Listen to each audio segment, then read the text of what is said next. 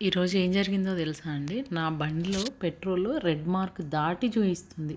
So, మామూలుగా అయితే ఎప్పుడు నా స్కూటీలో పెట్రోల్ కొట్టించడం మా ఆయన చేసే పని. ఒకవేళ తనకు వీలు కాకపోయినా తను అబ్జర్వ్ చేస్తే బండిలో పెట్రోల్ అయిపోయింది కొట్టించుకో అని చెప్పి ఇండికేట్ చేస్తూ ఉంటారు. సో, తను ఇండికేట్ చేయలేదు, నేను చూసుకోలేదు. సో, అంటే ఆ దారిలో అంతా ఎంత టెన్షన్ పడ్డాను. మా పాపని దింపినప్పటి నుంచి పెట్రోల్ బంక్‌కెళ్ళే వరకు ఎక్కడైనా ఆగిపోతదేమో అని. ఆగిపోయినా బండి అక్కడ పెట్టి రావచ్చు, ప్రాబ్లమ్ లేదు. కానీ మళ్ళీ నేను ఇంటికి రావాలి, మళ్ళీ నేను స్కూల్‌కెళ్ళాలి. తర్వాత ఇన్ని పనులుంటాయి గదా! సో, అంటే ఎక్కడ ఒక్క దగ్గర డిస్టర్బ్ అయినా అది మొత్తం డిస్టర్బ్ అవుతది గదా! సో, ఆ పెట్రోల్ బంక్‌కెళ్ళే వరకు మనం పడే టెన్షన్ ఉంటుంది చూడండి. భలే పీక్ స్టేజ్‌లో ఉంటది. కానీ వెళ్ళి పెట్రోల్ కొట్టించుకొని రిటర్న్ అవుతామా, ఆ రిలాక్సేషన్‌ని ఎంజాయ్ చేయొచ్చండి. చాలా బావుంటది. సో, ఈ రోజుకి ఒక టాస్క్ అయితే నేను కంప్లీట్ చేసిన. సో, మీకు తదాస్తు దేవతలు ఉంటారు అని చెప్పేసి ఎప్పుడన్నా మీ ఇంట్లో అమ్మ వాళ్ళు గానీ, అమ్మమ్మ, నానమ్మ వాళ్ళు ఊరికే అట్లా మాట్లాడుతూ తదాస్తు దేవతలు ఉంటారు అంటారు గదా!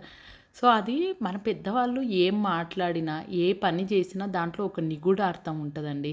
సో, అంటే ఏంటి అంటే మన మైండ్ పాజిటివ్‌గా ఉండాలి. నెగెటివ్ మనం థింక్ చేయొద్దు.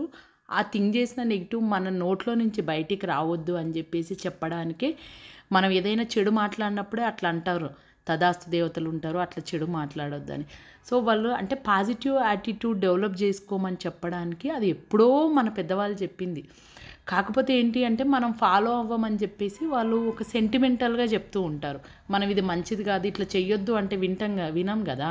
అందుకని చెప్పేసి ఏం చేస్తారంటే వాళ్ళు ప్రతిదీ ఒక సెంటిమెంటల్‌గా ఇట్లా చేస్తే మంచిది కాదు అని చెప్తే మనం కనీసం భక్తితో కాకపోయినా భయంతోనన్నా వింటామని చెప్పేసి అట్లా చెప్తారు. అందుకే పెద్దవాళ్ళు ఏం చెప్పినా మంచిగా చెప్తారు. సో, అదైతే ఫాలో అయ్యండి. నేనైతే అన్ని పనులు చేసుకొని స్కూల్‌కైతే స్టార్ట్ అయిపోయాను.